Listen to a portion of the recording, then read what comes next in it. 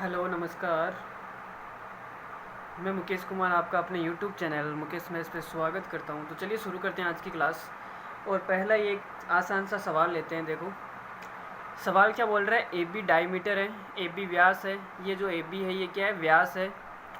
और C and D are such point C D बराबर B D. C और D दो ऐसे बिंदु है कि सी डी बराबर बी डी। सी डी और बी डी कहाँ पे हैं? बी डी भाई इसको भी टच करना पड़ेगा। देखो बी डी, सी डी बराबर बी डी सवाल में दिया है। ठीक है, ये वाली भुजा सी डी इस बी डी के बराबर है। A B and C D intersect at O. और जो ये ए बी है और सी डी है ये ओ पे कट करती है। ओ पे कट कर दी। फिर आगे बोला है एंगल ए और डी बराबर 45 डिग्री। एंगल ए और डी बराबर 45 डिग्री।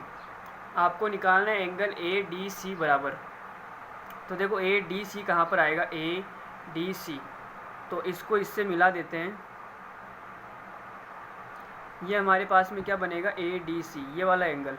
ये आपको फाइंड आउट करना है, ये आपको निकालना है। ठीक है, अब मुझे बताओ ए डी सी आपको निकालना है तो एक काम करो, इसको कुछ ना कुछ मान लेते हैं। इसको मान लो एल्फ़ा, मान लो ये हो जाएगा एल्फ़ा। तो इसकी बाकी जीवा ये भी मिला देते हैं। देखो इस जीवा को मिला दो, ये बी सी जीवा हो जाएगी, बी सी जीवा। और ए सी को भी मिला दो, ये हो जाएगी ए सी जीवा। ये सारी की सारी जीवाएँ हो गई। अब देखो करते हैं। अब मुझे बताओ ये एल्फ़ा है ना, ये कौन सी जीवा द्वारा बन रहा है? तो आप बोलोगे सर एल्फ़ा से एक लाइन तो ऐसे जा रही है ए पे, दूसरी लाइन ऐसे जा रही है सी पे। तो ए सी जीवा द्वारा एल्फ़ा एंगल बन रहा है। तो ए सी जीवा द्वारा दूसरा एंगल कहाँ पे बन रहा है? देखो ए से इधर लाइन एक इधर यहाँ पे आई, सी से एक लाइन इधर आई। तो ये वाला जो एंगल है ये भी ए सी जीवा द्वारा बन रहा है। ठीक है, समान जीवा द्वारा बने कोण परिधि के ऊपर क्या होते हैं, बराबर होते हैं। तो ये एल्फ़ा है तो ये भी क्या हो जाएगा, एल्फ़ा हो जाएगा। अगर ये 45 डिग्री है तो मुझे बताओ ये वाला कोण कितना आएगा? ये वाला कोण भी 45 डिग्री आएगा। शीर्षाभिमुख कोण है, आमने सामने के कोण बराबर होंगे अगर दो लाइनें से इंटरसेक्ट कर रही है तो। अब यहाँ पे देखो ये ए बी हमारा क्या व्यास है। अगर ये ए बी व्यास है तो इधर वाला अर्धवृत्त हो जाएगा और इधर वाला भी अर्धवृत्त हो जाएगा।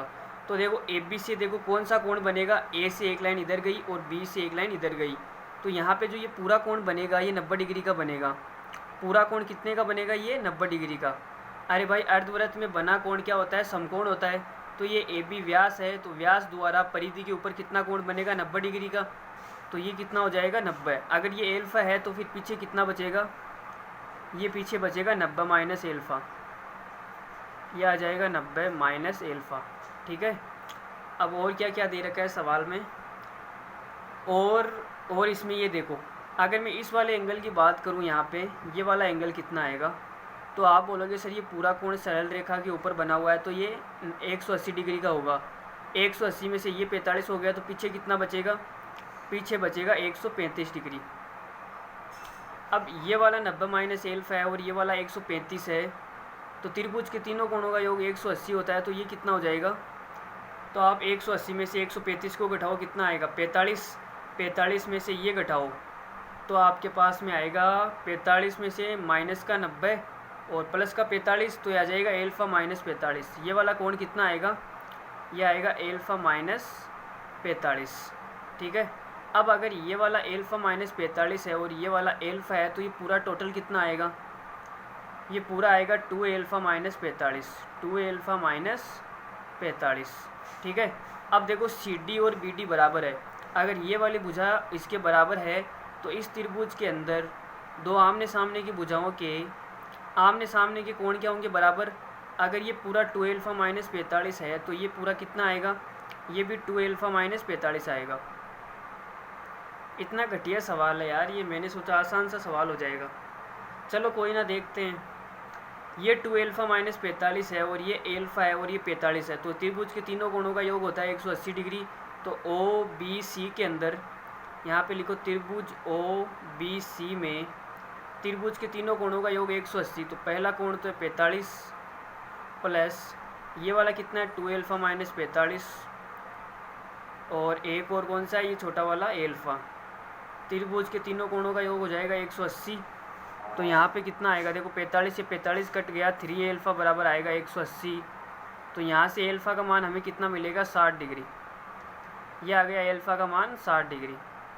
ठीक है, इस सवाल में पूछा गया angle A D C, angle A D C हमारा कितना आया, एल्फ़ा 60 डिग्री आ गया। ठीक है, चलो इस सवाल को करने का दूसरा तरीका देखते हैं। यार बहुत घटिया तरीका हो गया ये तो। देखो मैंने फिर से चित्र बना दिया है। क्या है सवाल में, ए बी व्यास है, सी डी इसको ओ पे कट करती है, एंगल ए ओ डी बराबर 45 है। अगर ये 45 है तो ये भी 45 हो जाएगा क्योंकि शीर्षाभिमुख कोण है। ठीक है, और हमें कौन सा निकालना है, आपको ये वाला एंगल निकालना है ए डी सी। अब हम इसमें क्या करेंगे, देखो ये दोनों कोण बराबर है। अगर सी डी बी डी के बराबर है तो ये वाला कोण और ये वाला कोण क्या बराबर है, तो हम एक काम करते हैं, इसको थीटा मान लेते हैं। हमने इसको थीटा माना या एल्फ़ा मान लो, कुछ भी मान लो। पिछली बार हमने किया था इसको एल्फ़ा मान के, तो इस बार हम इसको मान के कर रहे हैं। ठीक है, तो ये कितना हो जाएगा, ये भी थीटा हो जाएगा। ये थीटा है तो ये भी थीटा हो जाएगा, क्योंकि आमने सामने की समान भुजाओं की आमने सामने के कोण क्या होते हैं, बराबर होते हैं। अब मुझे ये बताओ कि जो ए बी व्यास है तो ये पूरा कोण कितने का बनेगा, ये वाला पूरा कोण। आप बोलोगे सर पूरा कोण 90 डिग्री का बनेगा, क्योंकि अर्धवर्त में बना कोण क्या होता है, समकोण होता है। ये 90 का हो गया और ये थीटा थीटा हो गई, ये 45 हो गया, और क्या बच गया। और आप इसको देखो बी डी कोड को, ये बी डी जीवा है, ये जीवा एक लाइन तो इधर गई, ए से एक लाइन इधर गई, तो बी डी जीवा द्वारा यहाँ पे कितना कोण बन रहा है, थीटा। तो देखो बी से एक लाइन इधर गई और डी से एक लाइन इधर गई, तो बी डी जीवा द्वारा एक कोण यहाँ पर बनेगा और ये दोनों कोण आपस में क्या होंगे, बराबर। अगर ये थीटा है तो ये भी थीटा हो जाएगा, क्योंकि समान जीवा द्वारा परिधि के ऊपर बने कोण क्या होते हैं, सारे के सारे समान होते हैं। तो बी डी द्वारा यहाँ पे थीटा बन रहा है और बी डी द्वारा यहाँ पे थीटा बनेगा। अब और इसमें क्या कर सकते हैं, और इसमें ये 135 हो जाएगा, लेकिन इससे तो हमारा कोई काम ही नहीं है। अब इसमें एक चीज़ देखो, अगर ये पूरा का पूरा 45 है, ठीक है, और ये पूरा का पूरा थीटा है, तो मुझे ये छोटा वाला कोण बताएगा कोई कितना हो जाएगा। ये छोटा वाला कोण कितना हो जाएगा, लेकिन इस छोटे कोण को निकालने में कोई फ़ायदा भी नहीं है। अगर मैं ये छोटे वाला कोण निकालूँ तो इसका कोई फ़ायदा होने वाला नहीं है। चलो इधर वाला निकालो, देखो ये छोटे वाला निकालो, ये टोटल 90 है और ये थीटा है, तो ये छोटे वाला कितना हो जाएगा। आप बोलोगे सर ये हो जाएगा 90 माइनस थीटा, क्योंकि ये अकेला 90 हो गया और इसका जोड़ कितना होगा 90, तो ये थीटा है तो ये कितना हो जाएगा 90 माइनस थीटा। 90 माइनस थीटा आ गया, और ये पूरा थीटा दे रखा है, तो ये वाला कितना आ जाएगा।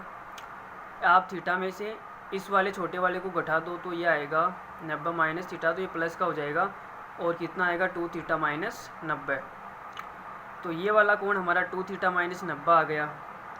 अब और इसके अंदर क्या दिमाग लगा सकते हैं, और तो इसमें क्या करना है, 180 के बराबर रख दो भाई। देखो ये 45 है, ये थीटा है, ये 2 थीटा माइनस 90 है, तो त्रिभुज के तीनों कोणों का योग कितना हो जाएगा 180। 45 plus theta plus 2 theta minus का 90 बराबर 180 डिग्री। त्रिभुज बी ओ सी के अंदर है ना, बी ओ सी में। फिर भी ये सवाल छोटा तो नहीं हुआ है उतना ही, लेकिन पहले वाले से तो अच्छा है। पहले वाला कितना लंबा था, उससे तो अच्छा है ना ये।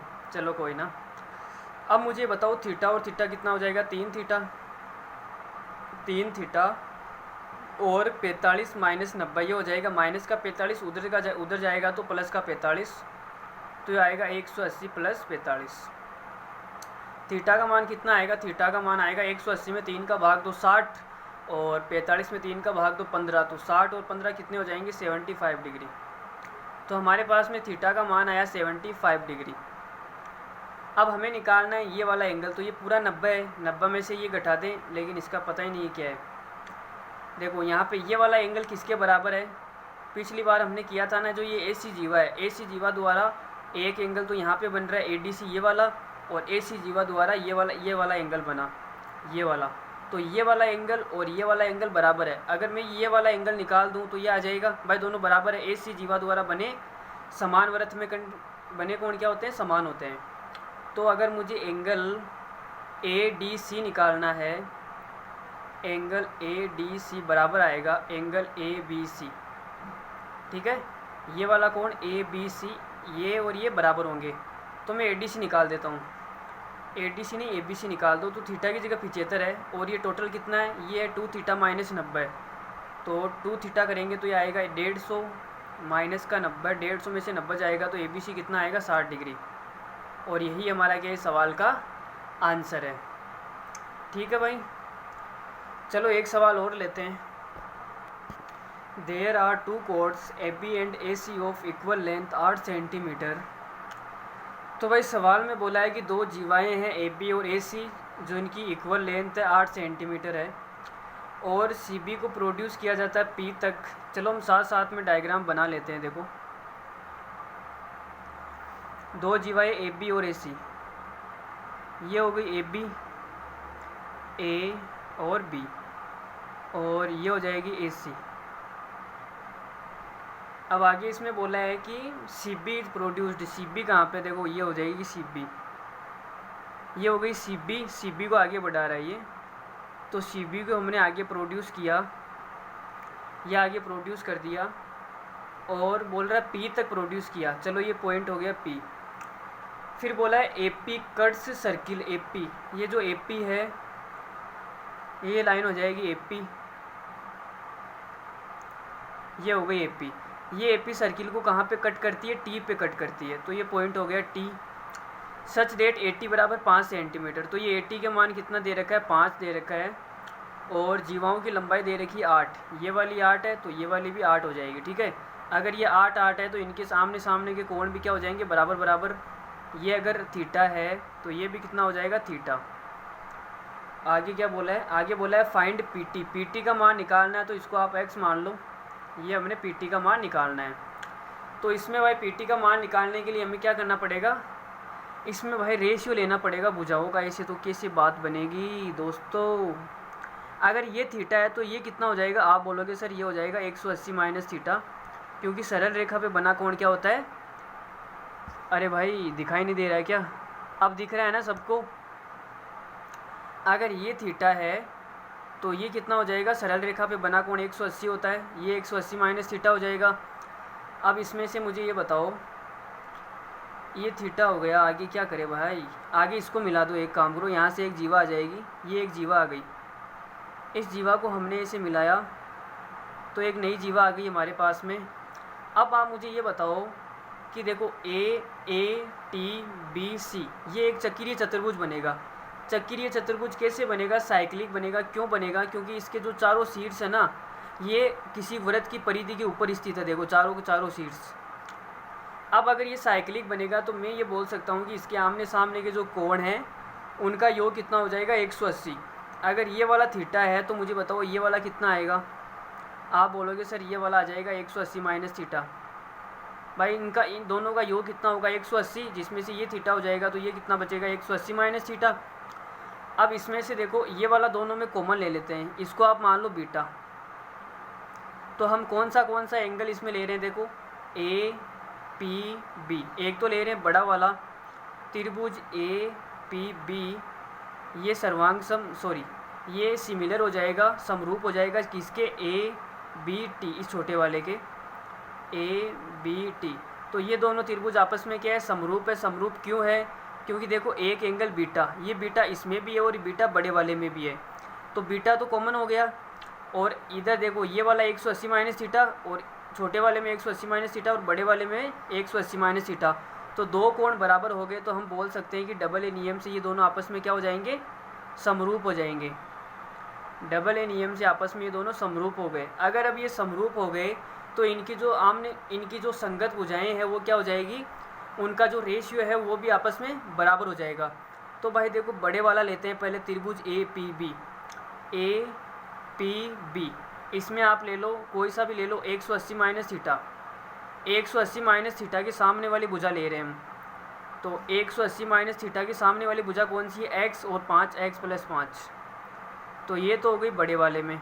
अब छोटे वाले में 180 माइनस थीटा के सामने कौन सी, 8, इसके सामने 8, तो ये आएगी 8 बराबर 180 माइनस थीटा के सामने वाली भुजा ले ली। अब किसके सामने की ले, बीटा के सामने की ले लो, लेकिन बीटा के सामने वाले का मान हमें पता नहीं है, हमें मान पता है, इसको मान लो आप गामा।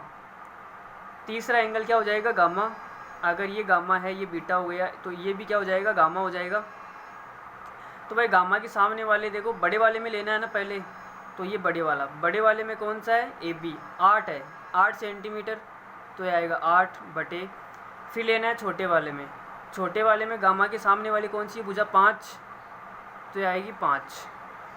तो भाई अब देखो क्या हो जाएगा, इतना घटिया सवाल है क्या ये यार, x का मान इतना घटिया आएगा इसमें। चलो कोई ना भाई, आएगा तो आएगा, हम क्या कर सकते हैं। देखो 8 इधर जाएगा तो ये हो जाएगा 64 बटे 5, ठीक है। अब हमें निकालना है किसका मान, x का मान, तो x बराबर आएगा 64 बटे 5 माइनस का 5, तो कितना आएगा, एलसीएम लेंगे तो 64 में से आप 25 को घटाओ, कितना बचेगा, 64 में से 25 जाएगा तो ये बचेगा 39 बटे 5। तो x का मान कितना आएगा, 39 बटे 5 आएगा और सेंटीमीटर आएगा। चलो एक दो सवाल और करते हैं। देखो मज़ा आ रहा है या नहीं आ रहा। अरे मेरी तबीयत थोड़ी सी ख़राब है, मेरा गला भी थोड़ा सा ख़राब है, अगर आवाज़ में कोई दिक्कत है तो प्लीज़ माफ़ करना, लेकिन आप एडजस्ट कर लेंगे, ठीक है। चलो अब हम एक कॉन्सेप्ट पढ़ेंगे। देखो कॉन्सेप्ट क्या है, बहुत ही बढ़िया कॉन्सेप्ट है ये। कॉन्सेप्ट जान के आपको मज़ा आ जाएगा और इस पे हर बार सवाल भी पूछा जाता है।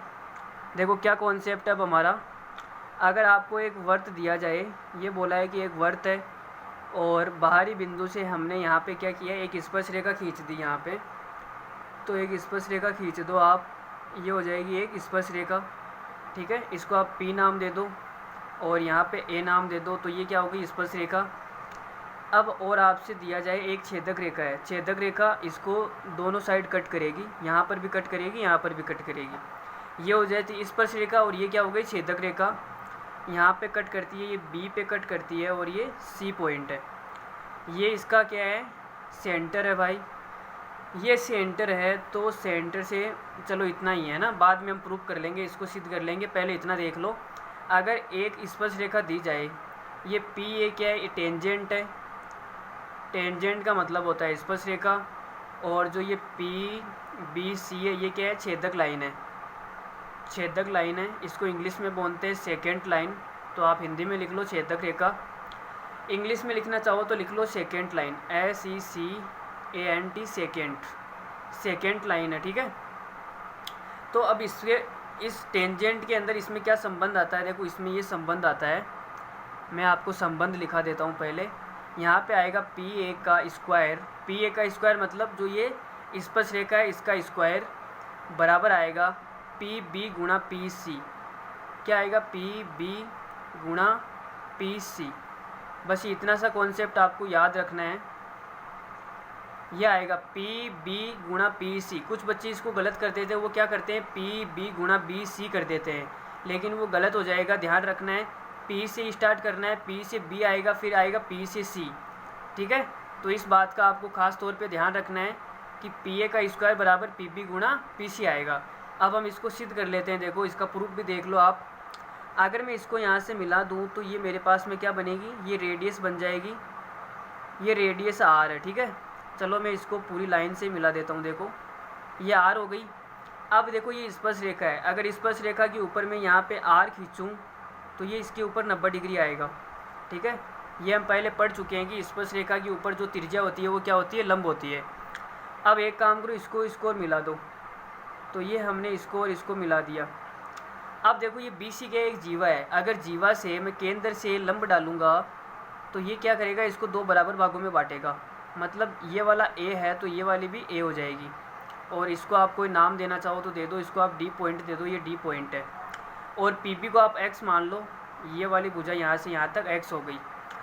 तो अब इसमें क्या करेंगे, अब इसमें पाइथागोरस प्रमेय लगाएंगे, इस वाले त्रिभुज में पाइथागोरस प्रमेय लगाओ। तो देखो कर्ण के 90 डिग्री के सामने वाला हो जाएगा कर्ण का स्क्वायर, तो ये आएगा कर्ण का स्क्वायर बराबर OP का स्क्वायर बराबर AP का स्क्वायर, मतलब इसको PA लिख लो, PA का स्क्वायर प्लस R का स्क्वायर। अब मुझे PA का स्क्वायर निकालना है, तो PA का स्क्वायर बराबर क्या आ जाएगा, OP का स्क्वायर माइनस R का स्क्वायर, ठीक है। अब यहाँ से देखो PA का स्क्वायर बराबर आएगा, OP का मान पुट कर दो। देखो यहाँ पे 90 डिग्री है तो इधर भी 90 डिग्री बनेगा। तो एक काम करो, इसके अंदर आप पाइथागोरस प्रमेय लगाओ, तो 90 डिग्री के सामने वाला हो जाएगा कर्ण, तो OP का एक कर्ण है, तो कर्ण का स्क्वायर बराबर हो जाएगा x प्लस A का होल स्क्वायर, या आप इसे लिख लो PD का होल स्क्वायर।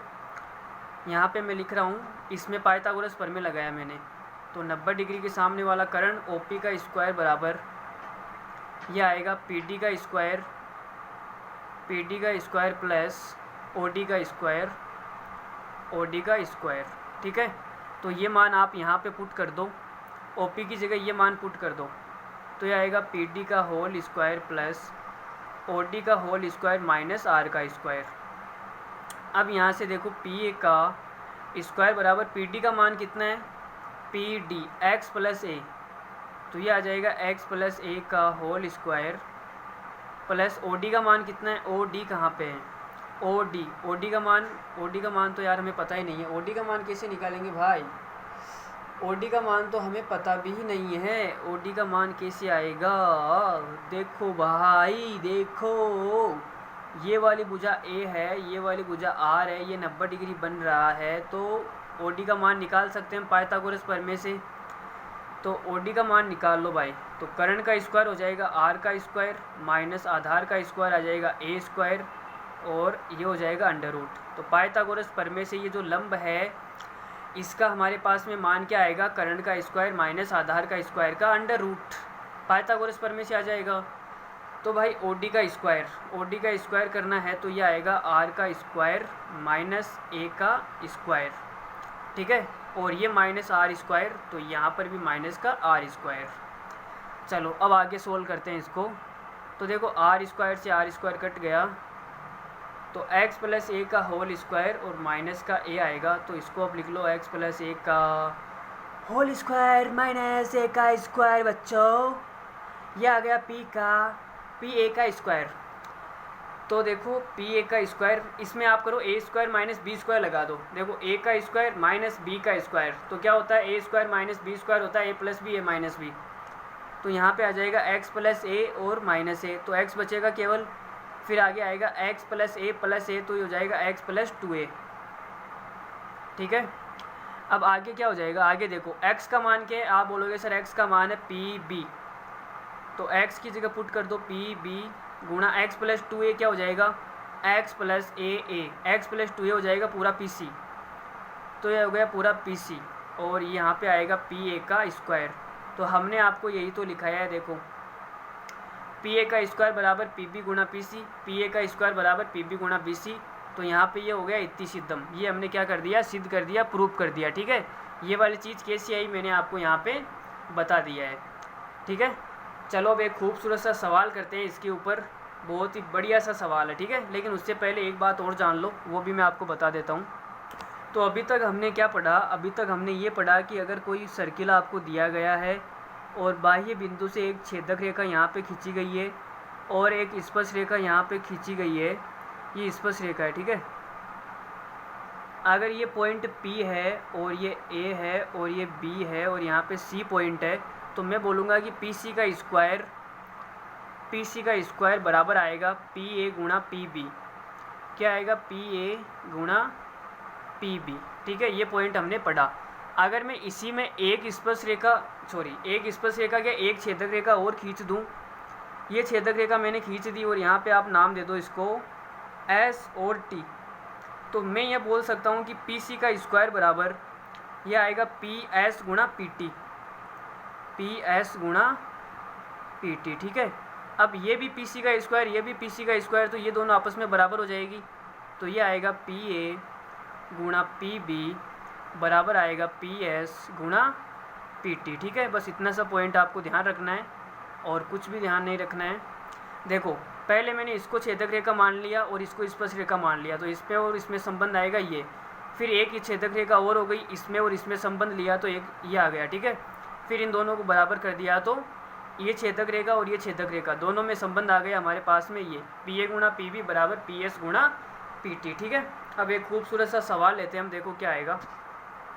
ये सवाल है बिल्कुल रद्दी सा सवाल है, ज़्यादा टेंशन आपको लेनी नहीं है, छोटा सा सवाल है। देखो क्या क्या बोला है, यहाँ पे आपको दो वृत्त दिए हुए हैं जो एक दूसरे को इंटरनली टच कर रहे हैं यहाँ पर ऐसे, और ये दोनों सेकेंड लाइन है, सेकेंड लाइन का मतलब छेदक रेखा है, एकदम सीधी लाइन है ये PA और ये DP, ठीक है। PC का मान आपको दे रखा है 9, तो भाई PC का मान ये हो गया हमारे पास में 9, PB का मान है 12, P से B तक 12 है, अगर ये 9 हो गई तो पीछे कितना बचेगा 3, 9 और 3 हो जाएगा 12, ये 3 है, फिर आगे क्या बोला है, पी ए बराबर 18, पी ए मतलब 18, 9 और 3 12, और ये कितनी बचेगी 6, तो ये हो जाएगी 6। फिर आगे क्या बोला है, पी एफ बराबर 8, पी एफ बराबर 8, ये 8 है, और आपको निकालना है डी ई, ये डी ई आपको निकालना है। तो पहले तो आप इस छोटे वाले वृत्त को देखो, छोटे वाले वृत्त को देख लो या पहले वाले वृत्त को देख लो, दोनों वृत्त बराबर ही है, किसी को देख लो। आप पहले इसको देखो, बी सी ई एफ, इस वाले वृत्त को देखो। इस वाले वृत्त में मैं ये बोल सकता हूँ कि पी सी का गुणा पी बी से करेंगे तो ये बराबर आएगा किसके, पी एफ का गुणा इस पी ई से करने पर। तो देखो पी सी का मान कितना है 9 है, और पी बी का मान कितना है 9 और 3 12 बराबर पी एफ का मान 8 है गुणा पी ई का मान कितना आएगा, पी ई का मान आपको निकालना है। तो ये आपके पास में आ जाएगा, 4 से कटेगा, 4 दूनी 8, 4 तिया 12, तो 9 तिया 27, तो ये आएगा 27/2 बराबर पी ई। तो पी ई का मान कितना आ गया 13.5, ये हमारे पास में आ गया पी ई का मान 27/2 मतलब कि 13.5। अब अगर मैं बड़े वाले वृत्त के अंदर देखूं, बड़े वाले वृत्त में हमारे पास में क्या आएगा, बड़े वाले वृत्त में आप इसको भूल जाओ, ठीक है, इस छोटे वाले को, तो आएगा पी, देखो यहाँ पे कट कर रहा है पहली बार, बड़े वाले को पहली बार कहाँ पे कट करेगा, बी पे, तो मैं ये बोल सकता हूँ कि पी बी गुणा पी ए। तो बड़े वाले वृत्त में आएगा पी बी गुणा पी ए बराबर पी ई गुणा पी डी, ये आएगा पी ई गुणा पी डी, ठीक है। तो चलो देखो अब करते हैं, पी बी का मान कितना है, पी बी का मान है 12, और पी ए का मान कितना है, पी ए का मान है 18 टोटल। यहाँ से देख लो, अगर ऊपर नहीं दिख रहा है तो पी बी और पी ए बराबर पी ई का मान हमने अभी कितना निकाला 27/2, तो ये आ जाएगा 27/2 गुणा पी डी का मान हमें पता नहीं है, निकालना है। तो अब देखो कैसे कटेगा ये, 9 एकम 9, 9 दूनी 18 और 9 तिया 27, और 3 से ये कट जाएगा 4 बार, तो 4 दूनी 8, और ये इधर आएगा 16, तो पी डी का मान हमारे पास में आ गया 16। पी डी का मान कितना आ गया 16।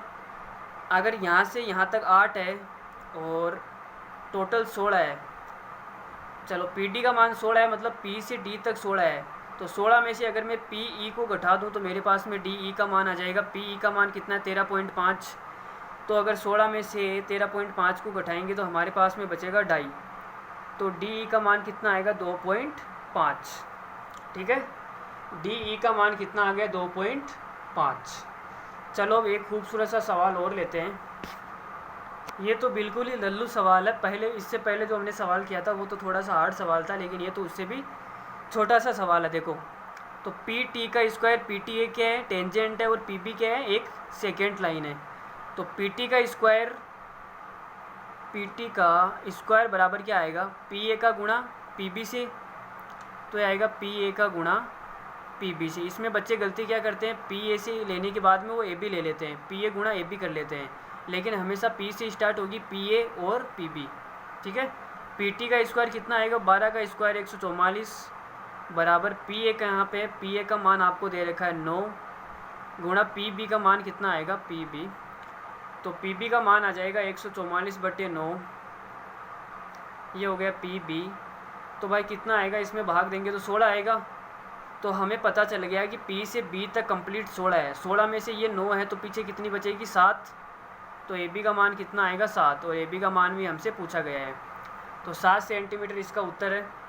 अब एक सवाल और करेंगे, फिर आज की क्लास को हम यहीं पे क्या कर देंगे, कंप्लीट कर देंगे, ठीक है। तो आज की क्लास का आखिरी सवाल आपके सामने इस कदर प्रस्तुत है कि देखो, A B C is an isosceles triangle, A B C एक समद्विबाहु त्रिभुज है जिसके अंदर ए बी और ए सी आपस में बराबर है।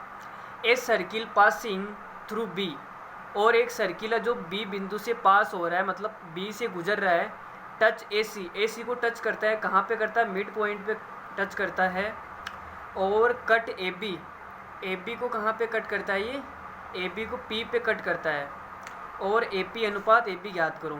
तो भाई देखो बनाते हैं, पहले हम सर्किल बना लेते हैं, नहीं तो टच करवाना मुश्किल हो जाएगा। तो ये हो गया हमारा पास में सर्किल, अब इसने बोला है कि जो सर्किल है ये बी बिंदु से गुजरता है, तो हम मान लेते हैं ये हमारा क्या हो गया, ये त्रिभुज बना लेते हैं। यहाँ पे ये बी बिंदु से गुजरेगा तो ये बिंदु हो जाएगा बी, और इसमें क्या बोला है ए सी को टच करता है, तो ए सी को भाई टच करा देते हैं। देखो ए सी को टच करेगा तो ये हो जाएगी हमारी स्पर्श रेखा, ये ए सी को टच करेगा। यहाँ पे ए पॉइंट है, ए बी ये सी हो जाएगा, इसको मिला देते हैं तो ये बन गया हमारा समद्विबाहु त्रिभुज। ठीक है, ये ए सी को टच कर रहा है और बी बिंदु से गुजर रहा है, और बोला है ए सी को मिड पॉइंट पे, अच्छा मिड पॉइंट पे टच करता है, ये मिड पॉइंट है, ये मिड पॉइंट है भाई। ठीक है, और कट ए बी को कट कहाँ पे करता है, पी पे कट करता है, तो ये वाला पॉइंट क्या हो जाएगा, पी।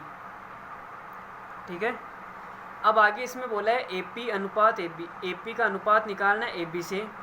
तो देखो भाई करते हैं, इसमें मुझे बताओ ए बी और ए सी बराबर है।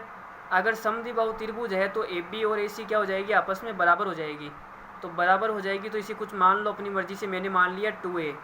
अब सर आप बोलोगे कि सर ये 2a क्यों माना, आपने a क्यों नहीं माना, तो मैं ये बोलूँगा कि भाई ए सी को अगर 2a मानूंगा तो ये मिड पॉइंट है, ये वाली भुजा a और ये वाली भुजा a हो जाएगी। अब अगर मैं इसको a मानूंगा तो ये a/2 हो जाएगी। तो बट्टा वट्टा मुझे पसंद बिल्कुल भी नहीं है, अगर आपको बट्टा वट्टा पसंद है तो आप a भी मान लो, लेकिन मैंने 2a माना है। अब ये मिड पॉइंट है तो ये a और ये a हो जाएगी, और ए बी हमारे पास में पूरी 2a हो जाएगी। तो अब इसमें ए पी कैसे निकालेंगे, तो देखो अभी हमने इसमें जो कॉन्सेप्ट पढ़ा था, ये देखो ए सी हमारे पास में क्या है, आप बोलोगे सर ए सी तो टेंजेंट है। अरे ए सी स्पर्श रेखा है ना, ए सी टेंजेंट है, और जो ए बी है ये ए बी छेदक रेखा है, ये सेकेंड लाइन है। कौन सी लाइन है, सेकेंड लाइन। तो इसमें जो अभी हमने पढ़ा वो कॉन्सेप्ट लग जाएगा। वो कॉन्सेप्ट क्या था, वो था कि टेंजेंट का स्क्वायर, टेंजेंट का है ए सी, तो यहाँ पे आप टी पॉइंट ले लो, ए टी का स्क्वायर ये आएगा, ए टी का स्क्वायर बराबर ये छेदक रेखा है तो आएगा ए पी का गुणा और ए बी से, ए पी का गुणा पूरी ए बी के साथ में, तो ए टी का स्क्वायर, ए टी का मान है ए तो आएगा ए का स्क्वायर बराबर ए पी का मान हमें पता नहीं है, गुणा ए बी का मान कितना है, ए बी का मान देखो 2a माना है हमने, तो 2a का स्क्वायर करेंगे तो ये आएगा अच्छा स्क्वायर क्यों करेंगे, 2a तो आएगा, स्क्वायर नहीं करेंगे 2a आएगा। देखो a से a कट गया तो ए पी का मान कितना आएगा, a/2, यह आ गया ए पी का मान, ए पी का मान आ गया कितना, a/2। दिखाई दे रहा है ना सबको, अब दिख रहा है, ठीक है। अब हमें निकालना है ए पी अनुपात